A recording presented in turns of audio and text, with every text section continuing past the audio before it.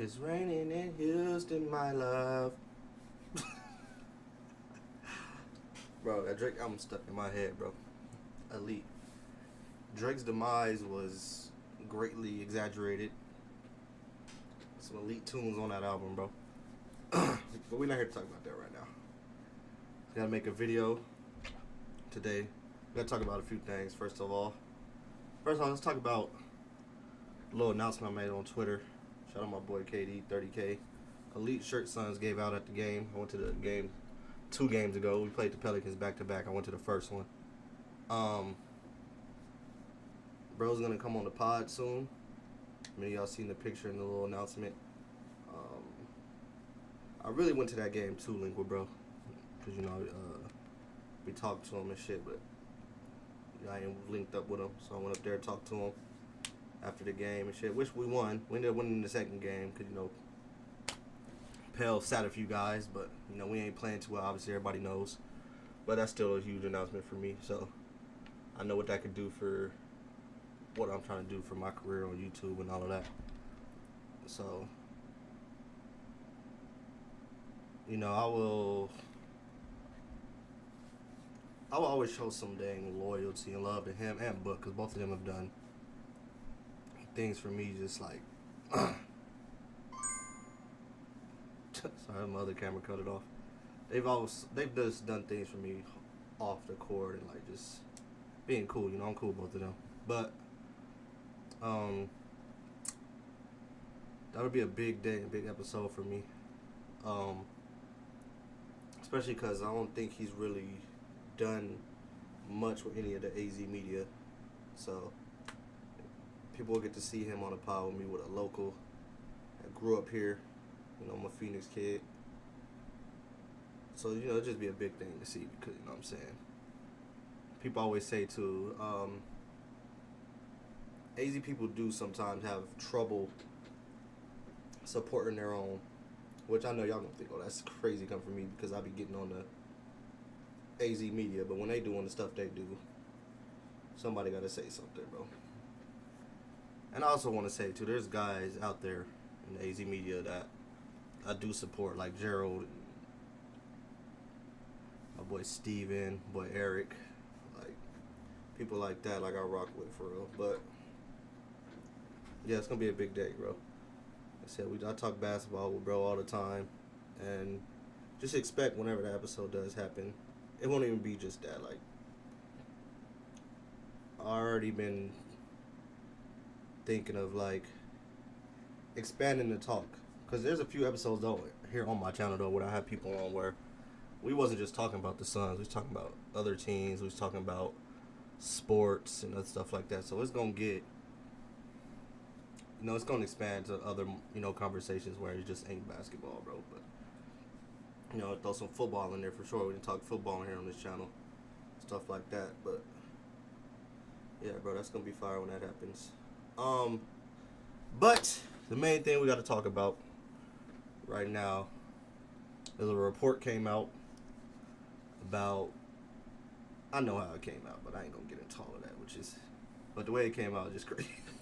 It's a little cordy, but a report came out that Bud had a one-on-one meeting with Book, and I guess the overall message was kind of toned down the vocalness so the coaches could be heard more. The report is that Book didn't like that too much, and now people's already trying to throw Bud on the hot seat, but now when something like that come out with the franchise guy, it looks like now that's like some writing on the wall, bro, that he might be up out of here. And I was one of those people earlier in the year where I was like, bro, we can't fire another coach, bro. We keep changing coaches, and it looked bad. But at this point, a lot of what the organization been doing lately looks bad. So at this point, you just got to try to fix stuff, fix relationships. You can just get right and do what you do. My main issue's really been the rotations. And at first, it's funny because I was doing a lot of protecting on the TL of Bud for a minute. When people saying fire him and doing this, and that. And me, and I still am just focused on how bad the roster construction is. So I'm like, well, he don't got that much options. But now it's to a point though where I do agree, like with the options he has, I don't feel like he's putting the right people out there at the right time. Like when I was at the game, one of the things I thought was crazy was start of the fourth.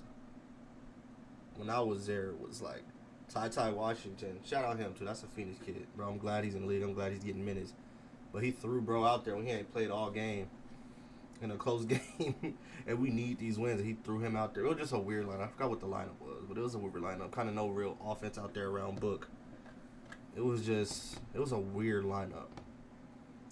That and it was that one in the start of the second. He just throw some weird lineups out there.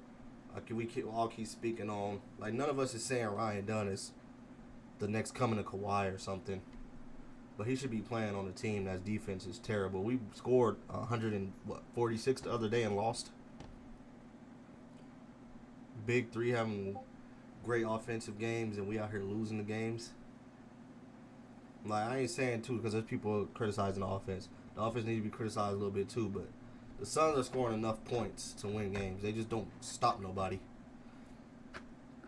They don't stop anybody at all, bro. You getting when Bill was playing, he's out again, which, like I said, we've talked before. That's the most frustrating thing. Like, Bill will get cooking, get in the rhythm, blah, blah, blah. We'll be like, oh, yeah, bro, this is what it's supposed to be looking like. And then bro's out. Like, I get the frustration on that part. But you're getting these games now, too, where Bol is getting you. Bol is starting to, he damn near give you damn near 20 a game now. Then it makes you look at Bud again, too. Like, why is a team that's struggling with size, role guys that can score consistently off of the big three, rebounding, why is somebody like Bol was riding on the bench? Why did it take so long to try to give him a chance? Why is Ryan Dunn went from a starter to DNPs or 10 minutes a game and on a team that's, like I said, struggling with defense that bad? Why is he sitting over there? Why is, no disrespect to like Colin Ty, and why are some games these guys are checking in before Ryan Dunn? It doesn't make any sense. Why is Mason checking in? But unless Nick is in foul trouble or something, why is Mason Plumlee checking in before Ryan Dunn? So, like stuff like that. It's cooking me. It's killing me, bro. I was at the game like, damn, like Ryan still ain't playing enough. Then the game I was at, Ty's played more minutes than Kevin Durant. I know Bill was out, but why is... Well, we need these games at this point. Like every game... From now on, every game is a playoff game for us if we even want to make the damn play-in. Why are your best players not playing the most minutes? When you're down a star, too. You down Bradley Beal.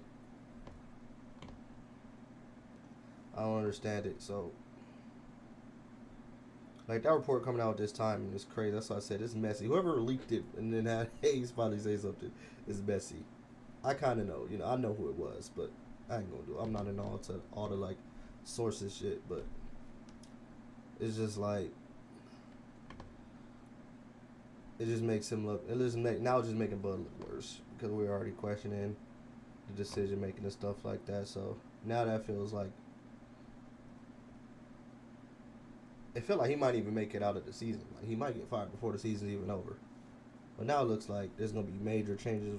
We all know it's going to be major changes regardless. But a lot of us questioning, like, is they just going to try to stick with Bud, just try to stick with some coach so the coach can have a few years to build his system and a culture. But that's the only thing that suck about it. Because we're going to fire him now. We're going to have to, like, at some point we need a coach. Maybe go get a young guy that can learn, give him a few years to build a culture and build a system for a few years, and we're not firing a coach every 1 to 2 years or something like that. So, but that's another thing that's on the front office. Like they got to find the right guy. They got to get the right archetypes on the team. I need size, wings, all that around offensive stars. Whether my bro KD's here or not, that's what they need. So. Whether Brad's here or not. The only person I'm pretty sure is going to be here is Book. So, Y'all know what it is, bro. It is what it is. I'm not even. Y'all know I'm always most optimistic. I ain't saying we can't make the play in either. If I had to say right now, I say we'll make the play in. I think we're gonna win some of these games. I feel like especially if they do get rid of Bud and somebody else take over. Usually when stuff like that happens, the team ends up playing better. Especially if there's like some type of problem with the head coach and the team, like their connection. They usually play a little better, so we'll see. But I get why nobody's excited. I get why. I even understand the fans. It's like why even bother? Like even if they make it, they're not gonna do nothing. Why bother? Just get this miserable season over with. I get that too. They want to see the next chapter, what the Suns are gonna do next. I understand it. I get it. I get why people are saying that. Me personally, I would rather still see more. Just because I got like a different type of like for real like love for the game. I love watching basketball. I'm gonna love watching my Suns regardless. I'm love watching my boys Book and KD play together for however long they're gonna be playing together with all these rumors and stuff. Like, I don't want to see that end earlier than it needed to. I would like for them to get on a play-in. I would like for them to get in the playoff series, even if they lose first round. I'm still getting more games to watch. My boys, watch my team, watch two of my favorite players ever. So that's where I'm at with it, brother. Yeah, it ain't really much to talk about, bro. About us, like. We know what it is. Hopefully Brad's back. Like I said, that's just the most frustrating part about it, bro. Like, I still love his game. I still think he's a good player. People talking about like he's a bum because even people was making it like I didn't like his game, which was never true. Like, I thought Jimmy would have fit better. That's why I was like, okay, if they do that deal, it makes sense. Like, Jimmy just fits what we need. And we see what Jimmy's doing over there, to help the Warriors, but I ain't never really disliked Brad's game. And like I said, I had tweeted this too. I will die on the hill. That if they just do nothing after that Beal trade, just chill. Don't do the DA Kamara. They be in a way better spot right now. A way better spot. I believe they'd be contended right now. But that's just me. I know a lot of people don't know what's called. But I'll do this for y'all too. Let's say they don't do that deal and they trade DA for a better package, which they had better packages. People will try to say that was the best deal was offered. No, there was not. There was better stuff out there that made more sense on the type of archetypes you needed around the big three. There was deals out there. So don't believe that lie. Like they had to take that Portland deal. The front office legit thought that was a good deal. That alone tells you we need a real GM if they thought that deal was actually going to help the team. But let's say they just keep Kamara and they trade DA for a better package. They'd be in a way better spot. Like I just said, imagine they have Kamara. They do that and go into the next season. They still take a wing because, like I said, people are saying, oh, maybe they don't take. I think they would still take wings because they don't have a lot and we don't have like a lot of room to be trying to go sign certain 3-and-Ds. Like our best bet was getting some wings that you could throw in and play right away. At the least, Ryan and Kamara could guard right away day one. Go look at both of their numbers. Go look at Ryan's numbers as a rookie, how the way he's guarding when he's out there. Kamara is speak for himself. We see what he's doing, and he's scoring out with it. He having 20 and 10 games with that defense. That's why people can't convince me they wouldn't be better right now if they just did nothing after that Beal move. I don't think we'd be talking about the fit of the big three if they put the right guys around them. And those would have been the right type of guys to have around them. Is wings that fly around, rebound, guard, size. But I'm going to get off that. And other NBA news, I want to say again, the Mavs are insane for trading Luka. Just seeing Luka on the Lakers is stupid, bro. This shit's pissing me off. Why is Luka on the Lakers? I said Lakers. Why is Luka on the Lakers, brother? Lord have mercy. My boy Braun over there looking nice and spry now, bro. Lakers looking good over there, man. I'm not. There's a lot of people saying they might go to the finals now. I don't know if I'm going that far. It's hard for me to pick against OKC, but they look good, bro. I don't think they beat OKC. They might give them some problems, but I don't think they actually beat them. But that's that's some crazy. It's crazy stuff in the West, bro. It's crazy stuff in the West. I don't think anybody in the East. Well, never mind. Let me take that back. The Cavs might have something to say to the Celtics. They might. I'm still not picking against the Celtics, but they might have something to say. And I'm not just saying that because of the game last night. Donovan Mitchell did go crazy. I know Celtics is missing a few guys, so you got to take that into account. But for me, the Cavs, it really comes down to the wing play. I've always said my thing about the Cavs was like, dang, who's like their real like wing players over there? But I think it really would depend on if Mobley takes like that leap in the playoffs, they could pull off like a. It would still be an upset, even though as good as the Cavs been this year. If they beat the Celtics, it's an upset. But I think it really would depend on Mobley. I know what you can get from Garland. I know Donovan Mitchell has a lot of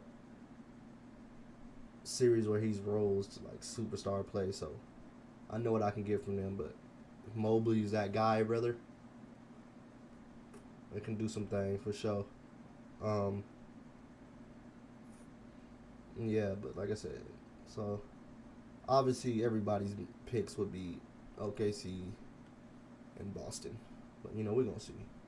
But as for my team, like I said, we just gotta worry about you making a good goddamn play in. But I'm gonna leave it there. Make sure y'all subscribe, please, brother. Subscribe, like the videos, stuff like that. Somebody knock on my door. But I appreciate y'all. I'll see y'all next video.